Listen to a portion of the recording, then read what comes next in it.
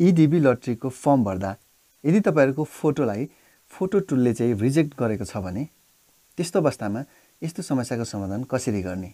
यदि तपाईहरुको पनि डिबी लटरीको फर्म भर्दै हुनुहुन्छ र तपाईहरुको फोटो चाहिँ फोटो टुलले रिजेक्ट गरेको छ भने त्यसलाई कसरी समाधान गर्ने भन्ने बारेमा सिकाउन गइरहेको छु। नमस्कार, म प्रजन राई र यहाँलाई स्वागत छ mission top Nepali tech YouTube च्यानलमा। आउनुहोस् ढिलो नगरी भिडियोलाई सुरु गरौँ। ओके, तपाईहरु देख्न सक्नुहुन्छ यो मेरो कम्प्युटर स्क्रिन हो र यहाँ चाहिँ मैले यो फोटोलाई लिएको छु, जुन फोटोलाई चाहिँ मैले फोटो टुलमा अपलोड गर्दाखेरि चाहिँ रिजेक्ट गरेको छ, जसलाई चाहिँ मैले फोटो टुलबाट क्रप गर्न पाइरहेको छैन। सो जसको लागि चाहिँ म यो फोटोको साइजलाई चाहिँ म मेरो फोटोशप प्रोग्राम, जुन यो कम्प्युटरमा एडोब फोटोशप प्रोग्राम ओपन गर्दैछु, जुन प्रोग्राममा लगेर चाहिँ यसलाई चाहिँ म रिसाइज गर्छु। त्यसरी फोटोशप प्रोग्राममा चाहिँ यसलाई लगेर रिसाइज गरिसकेपछि यसलाई चाहिँ अपलोड गर्न योग्य हुन्छ। सो म एडोब फोटोशप प्रोग्राम ओपन गरिसकेको छु र यहाँनिर चाहिँ म जुन अपलोड गर्नुपर्ने फोटोलाई क्रप गर्नुपर्ने फोटोलाई चाहिँ लिदैछु, जुन फोटोलाई चाहिँ म ड्र्याग गरेर फोटोशप प्रोग्राममा ड्रप गर्दैछु र फोटोशप प्रोग्राममा चाहिँ यो फोटो ओपन भइसकेको छ र यो फोटोलाई चाहिँ म सपोर्ट गर्ने बनाउनको लागि चाहिँ म यो फोटोको चाहिँ म साइज मिलाउँदैछु, जसको लागि चाहिँ यहाँ देख्न सक्नुहुन्छ यो क्रप टुल, लेफ्ट साइडमा यो क्रप टुल रहेको छ, जुन क्रप टुलमा क्लिक गर्ने र यहाँ माथि देख्न सक्नुहुन्छ यसको विड्थ र हाइट मिलाउनु पर्ने हुन्छ। विड्थमा चाहिँ म लेख्दैछु 800 पिक्सल px र त्यसै गरेर चाहिँ हाइट मिलाउनुपर्छ। हाइटको साइजलाई पनि म 800 px अर्थात् 800 पिक्सलको बनाउँदैछु र त्यस्तै गरेर यतापट्टि देख्न सक्नुहुन्छ रेजुलेसन चाहिँ यहाँ 300 छ भने मतलब तपाईको जति पनि हुन सक्छ। त्यस्तो छ भनेदेखि चाहिँ यसलाई चेन्ज गरेर 600 को बनाउनु होला। म यहाँ 600 को रेजुलेसन बनाउँदैछु।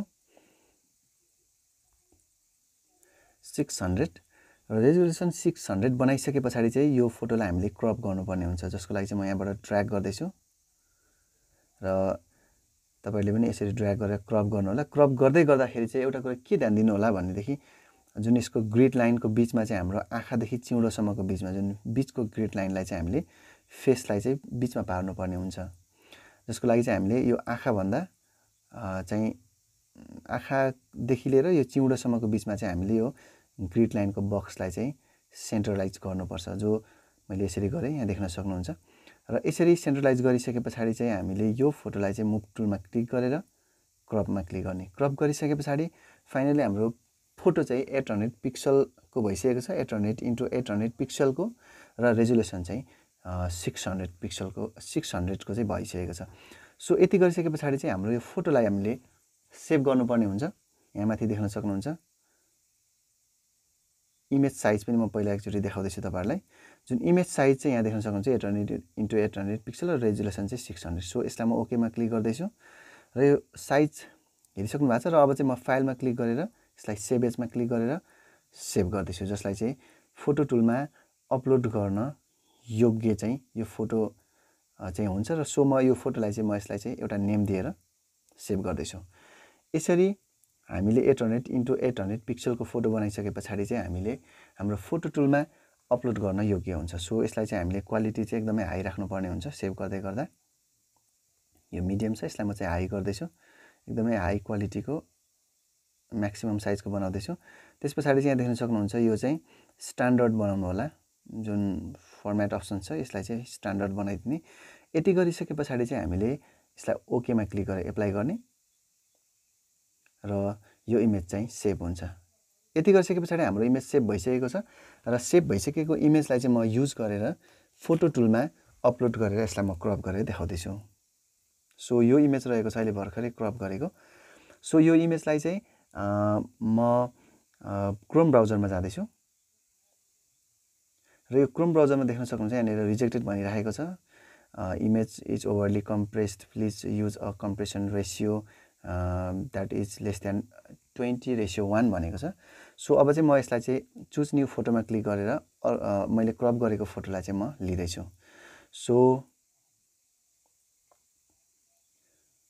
सो मैले यो सेभ गरेको फाइल चाहिँ यहाँ डेस्कटपमा मैले एउटा फोल्डर क्रिएट गरेर सेभ गरेको थिएँ, जसलाई चाहिँ म चुज गर्दैछु र यो रहेको छ मेरो यो क्रप गरेको इमेज चाहिँ जुन यतापट्टिको, जुन यसलाई चाहिँ म चुज गरेर चाहिँ म ओपनमा क्लिक गर्दैछु र यहाँ देख्न सक्नुहुन्छ फोटो टुलले एक्सेप्ट गरिसकेको छ र फाइनली हामीले एक्सेप्ट एन्ड प्रोसिड गर्यो भनेदेखि यो फोटोलाई चाहिँ हामीले क्रप गरेर डाउनलोड गरेर अपलोड गर्न सक्छौँ। सो म यहाँ क्लिक गर्दैछु र यहाँ देख्न सक्नुहुन्छ तलबाट download image to your device भनेको छ, यसमा म क्लिक गर्दैछु र फाइनल्ली यो इमेज पनि यहाँ तल देख्न सक्नुहुन्छ बटम लेफ्ट साइड कर्नरमा मेरो इमेज चाहिँ डाउनलोड भइसकेको छ। यसलाई चाहिँ म सो इन फोल्डरमा क्लिक गरेर जहाँ डाउनलोड भएको छ म त्यहाँ जाँदैछु र यो इमेज रहेको छ जुन इमेजलाई चाहिँ म एकचोटि कट गर्दैछु र मेरो अघिको फोल्डरमा लगेर यसलाई राख्छु एकछिन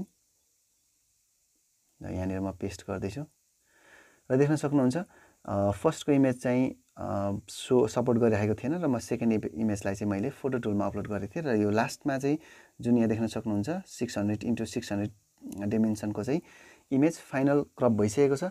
जुन यो इमेजलाई चाहिँ हामीले EDV को फर्म भर्दाखेरि जुन अपलोड गर्नुपर्ने ठाउँमा मजाले अपलोड गर्न सक्छौँ र तपाईले पनि यसरी नै तपाईहरुको फोटोलाई चाहिँ फोटो टुलको प्रयोग गरेर क्रप गरेर अपलोड गर्नु होला, जसको लागि चाहिँ यदि सपोर्ट गरेन भने मैले अहिले देखाएको जस्तो प्रोसेस युज गरेर मजाले तपाईले फोटो टुलमा इमेजलाई सपोर्ट गराउन सक्नुहुन्छ।